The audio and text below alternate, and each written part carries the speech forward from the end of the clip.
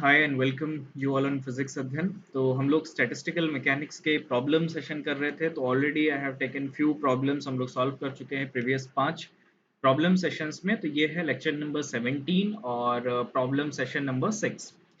तो इस problem session में कुछ चीज़ें ऐसी हम लोग यूज़ करेंगे जो प्रॉब्लम पिछले प्रॉब्लम सेशंस में हम लोग ऑलरेडी कर चुके हैं, या उनके छोटे छोटे जो रिजल्ट्स हैं वो पहले से इसमें यूज़ करेंगे। सो आई विल हाईली रिकमेंड कि इससे जो पहले वाले जो प्रॉब्लम सेशंस हैं 1 to 5 पहले आप उनको कंप्लीट कर दो, सो दैट कि इस लेक्चर सेशन को समझने में आसानी होगी। अगर नहीं किया है तो यू विल फाइंड कुछ चीज़ें मैं बीच में कैलकुलेशन स्किप करूंगा, so you will find difficulty to follow those steps.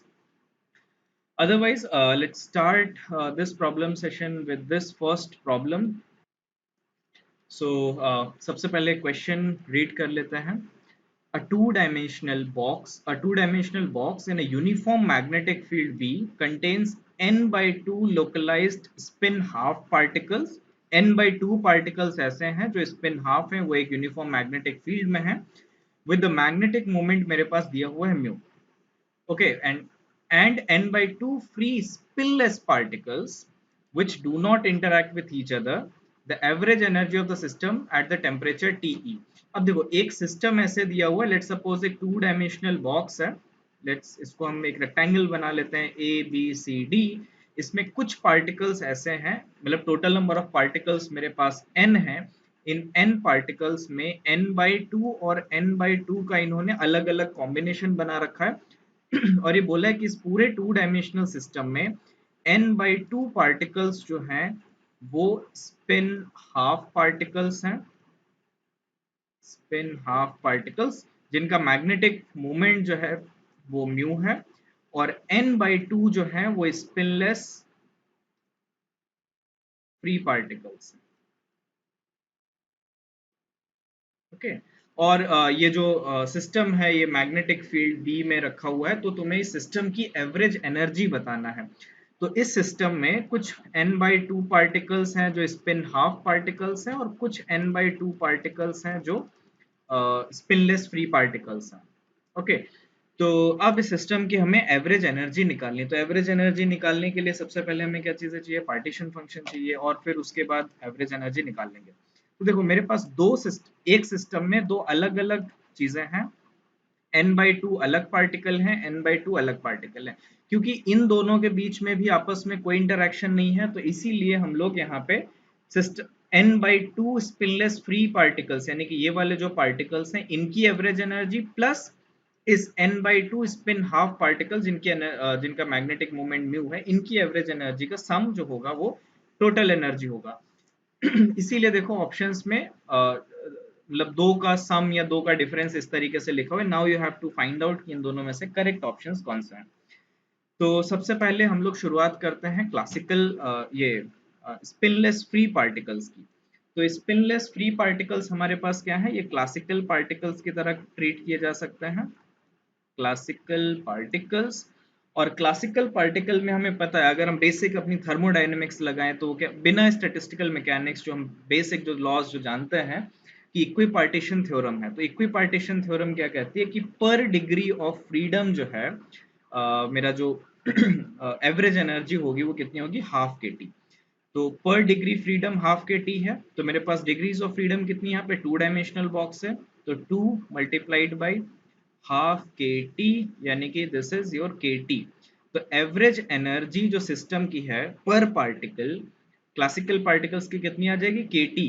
तो मेरे पास कितने पार्टिकल्स हैं, n बाई टू पार्टिकल्स हैं, तो ये एवरेज एनर्जी जो होगी n पार्टिकल्स की जो कि क्लासिकल हैं, यानी कि स्पिनलेस फ्री पार्टिकल्स हैं, तो इनकी एवरेज एनर्जी कितनी आ जाएगी, n बाई टू पार्टिकल्स हैं, और पर पार्टिकल एवरेज एनर्जी कितनी है, k इंटू टी। तो ये तो आ गया एन के टी, एन के टी बाई टू। अब देखो ऑप्शंस में अगर आपने बस यही चीजें निकाल ली तो ऑप्शन देखो ये भी कैंसिल आउट हो गया, ये भी कैंसिल आउट हो गया, ये भी कैंसिल आउट हो गया, तो सिर्फ आपका जो सी ऑप्शन है वो करेक्ट ऑप्शन हो जाएगा। लेकिन हम लोग इसको पूरा सॉल्व करेंगे। ये तो एग्जाम के ट्रिक हो गई कि अगर आपको एग्जाम में आपने देखा कि ये चारों ऑप्शन जो है, फर्स्ट ऑप्शन जो है अलग अलग है, चारों ऑप्शन डिफरेंट है, तो अगर आप एक का एवरेज एनर्जी निकाल लेते हो तो यू कैन फाइंड आउट कि कौन सा आपका करेक्ट ऑप्शन है। तो अब जो मेरे पास ये पार्टिकल्स बचे हैं n/2 स्पिन हाफ पार्टिकल्स जिनका मैग्नेटिक मोमेंट म्यू है, तो इनका हम सबसे पहले कैनोनिकल पार्टीशन फंक्शन निकाल लेते हैं। तो पर पार्टिकल जो पार्टीशन फंक्शन होगा वो कितना आ जाएगा, e sum over all configurations of energies, right. तो e raise to power minus beta mu B एक कन्फिगरेशन ये हो जाएगा, और एक कन्फिगरेशन क्या हो जाएगा, e raise to power minus म्यूटा म्यू बी, लेकिन ये प्लस साइन आ जाएगा। ओके, तो ये मेरा एक पार्टिकल का कैनोनिकल पार्टीशन फंक्शन हो गया। तो इसको हम लोग क्या लिख सकते हैं, 2 cos hyperbolic beta mu B, ये मेरे पास आ गया पार्टीशन फंक्शन। तो अब हम एवरेज एनर्जी निकाल सकते हैं। तो एवरेज एनर्जी क्या होता है, -1/z del by del beta of z।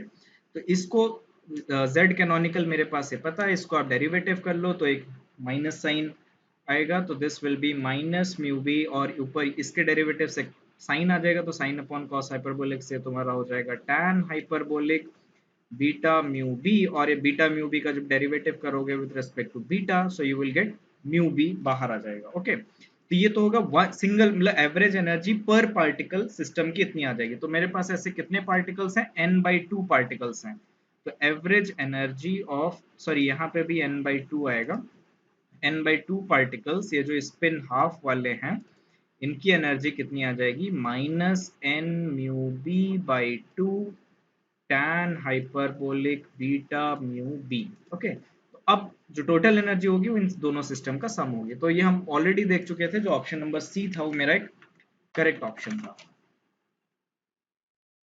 तो ये सिंपल प्रॉब्लम्स थे। अगर हमें डायरेक्टली ये पता होता है कि जैसे सिस्टम की एवरेज एनर्जी कैसे निकलती है, तो ये जो स्टैंडर्ड रिजल्ट्स हैं वो कई जगह आपको काम आएंगे। ओके, तो इट्स गुड कि आप इन सारी, ये जो पार्टीशन फंक्शन ही निकालना सबसे डिफिकल्ट टास्क है, क्योंकि ये तो इजी प्रॉब्लम्स हैं तो जिनमें पार्टीशन फंक्शन आप इजीली कैलकुलेट कर सकते हो, but most of the time जब आप अच्छे जगह पे अच्छे इंस्टीट्यूशन से चीजें करोगे, पढ़ोगे चीजें, तो वहां पे जो एग्जाम्स में जो प्रॉब्लम्स होंगी वो इतनी सिंपल नहीं होंगी जितनी सिंपल आपको यहाँ पे दिख रही हैं।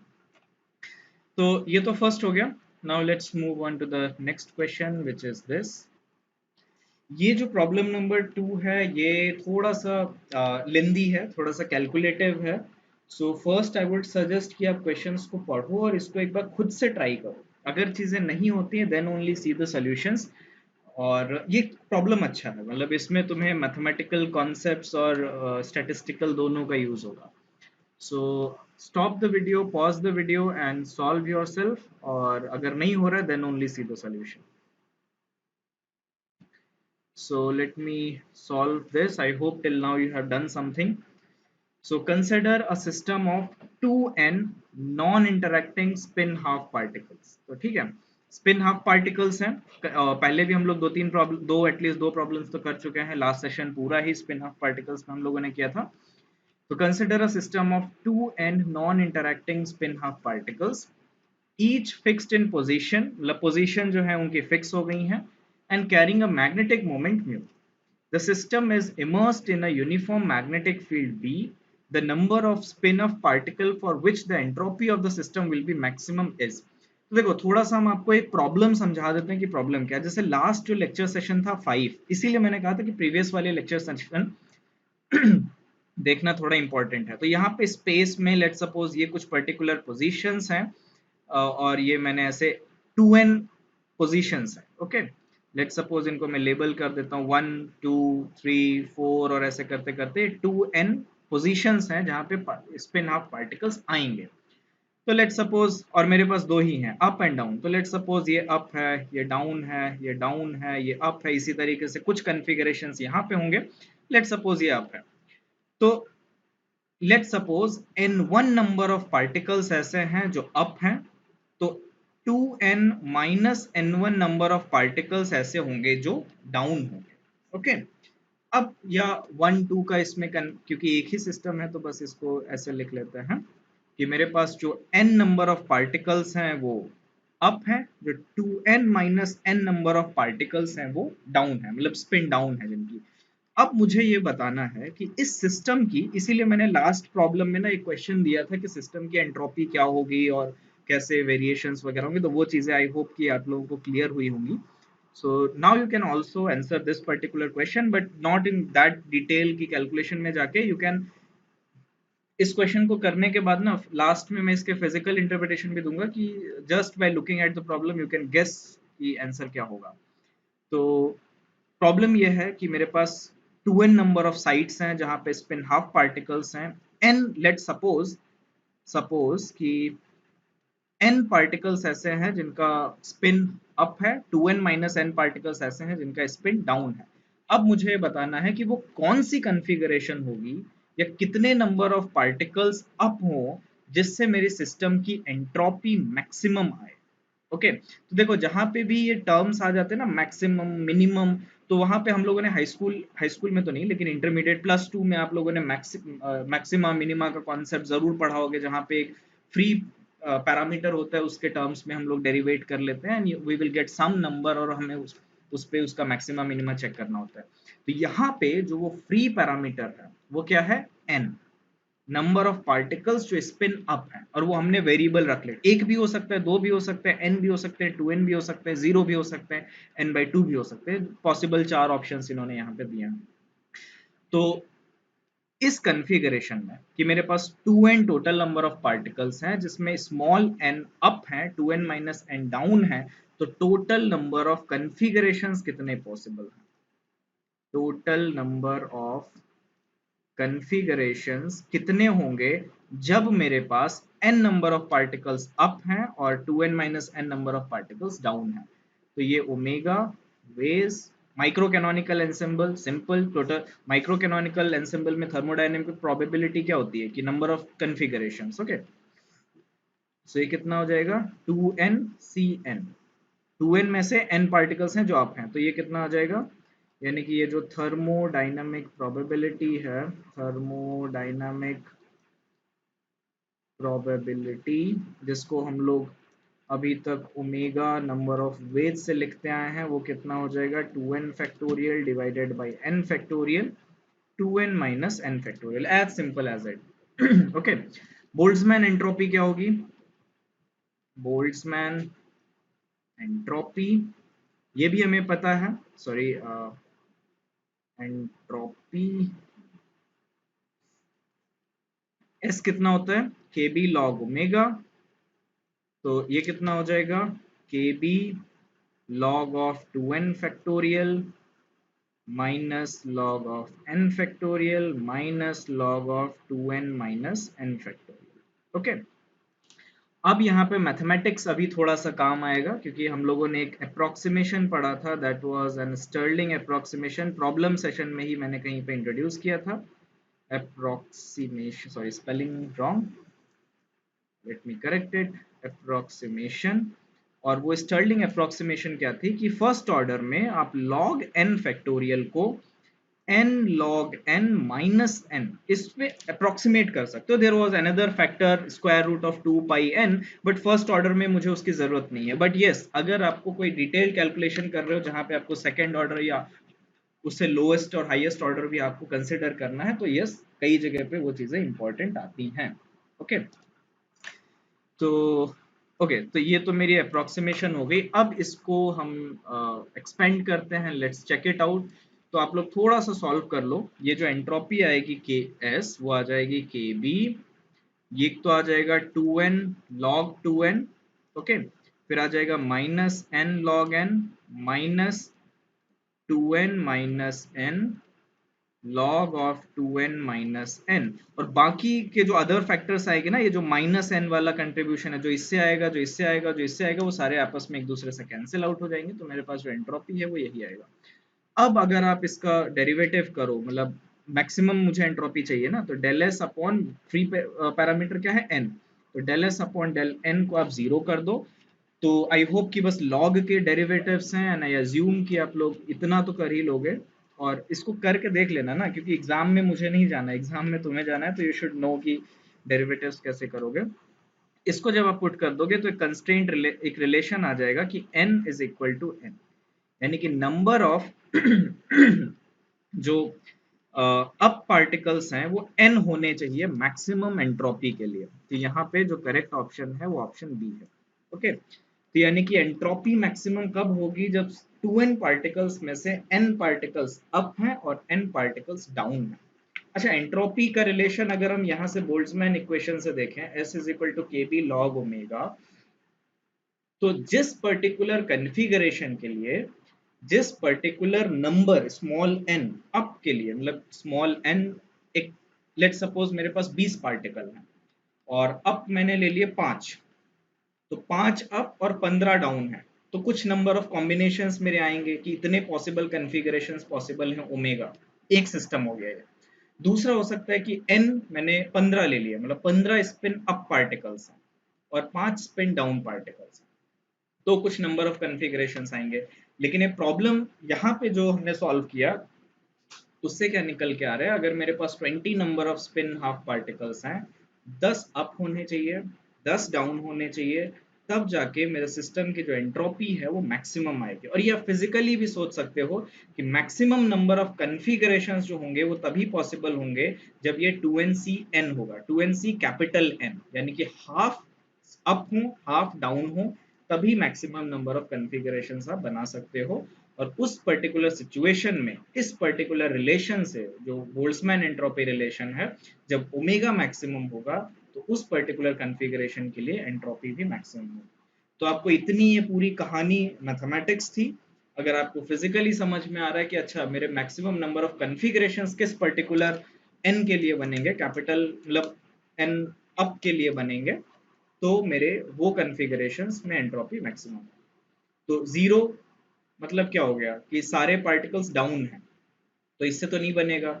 2n मतलब क्या हो गया, सारे पार्टिकल्स अप हैं, तो एक ही कन्फिगरेशन से। तो ये दो ऑप्शन अगर गेस भी कर रहे हो तो डू अ स्मार्ट गेस, तो 0 और 2n तो कभी गेस मत करना।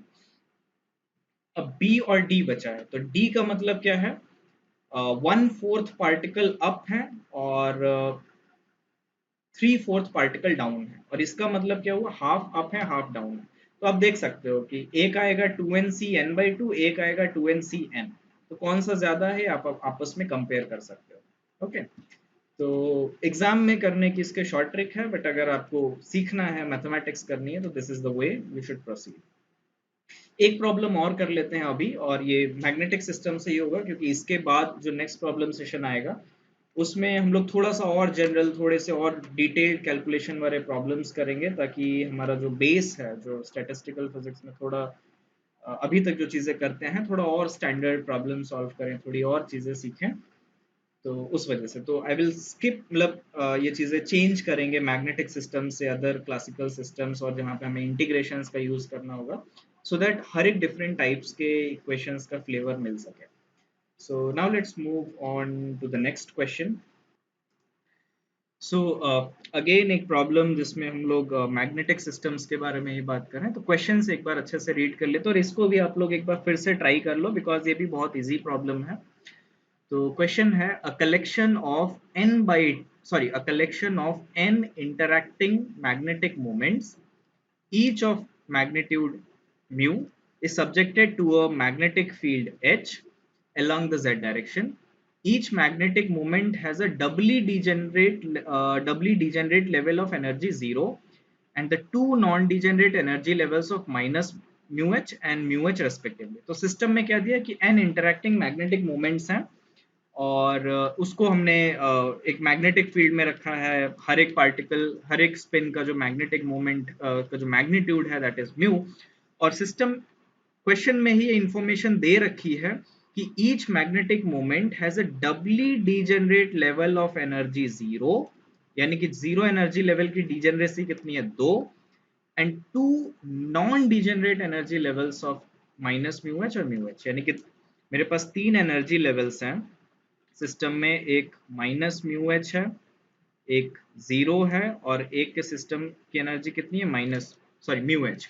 इसकी जो डीजेनरेसी है that is given, that is 2, बाकी नॉन डीजेनरेट है, यानी कि इनकी डीजेनरेसी आप सिंपल 1 लिख सकते हो, राइट। तो ये तो प्रॉब्लम में गिवन है। अब क्वेश्चन क्या है, the collection is in thermal equilibrium में है सिस्टम, टेम्परेचर T पे है, the total energy of the collection is total energy in terms of मतलब temperature और given magnetic field पे मेरे पास क्या होगा। तो प्रॉब्लम्स बहुत ही सिंपल है। सबसे पहले हमें लिखना है पार्टीशन फंक्शन। अगर वो हमने लिख लिया तो उसके बाद जो एनर्जी है उसको तो हम बस डेरिवेटिव करके निकाल सकते हैं। तो कांस्टेंट टेम्परेचर है, कांस्टेंट मैग्नेटिक फील्ड है, so you can work in canonical partition function क्योंकि एक थर्मल इक्विलिब्रियम में है, राइट। तो z कैनोनिकल क्या होगा, sum over i g i e raise to power minus beta e i. तो दिस इज, लिखते हैं e raise to power minus beta minus mu H इस पर्टिकुलर कन्फिग्रेशन के लिए, और इसकी डीजेनरेसी कितनी है, 1, ठीक है। और plus e raised to power minus beta 0 plus e raised to power minus beta mu h। अब इनकी डीजेनरेसी जो अदर टू ऑप्शन है इनकी भी लिख लेते हैं। इसकी डीजेनरेसी 2 है, इसकी डीजेनरेसी 1 है। तो मेरे पास जो सिस्टम है वो कितना आ जाएगा, this is 2 plus e raise to power minus beta mu h plus e raise to power plus beta mu h। अगर आप इसको थोड़ा सा सिंप्लीफाई करोगे तो क्या आ जाएगा, 2 कॉमन आ जाएगा, this is 1 plus cos hyperbolic beta mu h। Okay, तो ये तो बेसिक मैथमेटिक्स है, और आई होप कि अब आपको आंसर भी पता चल जाएगा। जो एवरेज एनर्जी है, एवरेज एनर्जी क्या आ जाएगी, दिस इज योर कितना average energy per particle, this is minus one by Z by del beta. तो ये माइनस वन अपॉन जेड कितना आ जाएगा, 2, और ये कितना है, 1 plus cos hyperbolic beta mu H. अब इसका आपको डेरिवेटिव लेना है, तो ऊपर कितना आ जाएगा, 2, 1 का डेरिवेटिव 0 मल्टीप्लाई कॉस का derivative sine hyperbolic beta mu H, और बीटा के टर्म्स में डेरिवेटिव करोगे तो म्यू एच और आपका बाहर आ जाएगा। तो ये 2 2 तो कैंसिल हो गया, तो ये कितना आ गया, simply this is your very simple equation, कितना आ गया, minus mu H and this is sine hyperbolic beta mu h divided by 1 plus cos hyperbolic beta mu h। ध्यान रखना ये जो ये जो एवरेज एनर्जी आई है ये एवरेज एनर्जी पर पार्टिकल है, लेकिन मेरे पास टोटल नंबर ऑफ पार्टिकल्स कितने हैं, कैपिटल एन।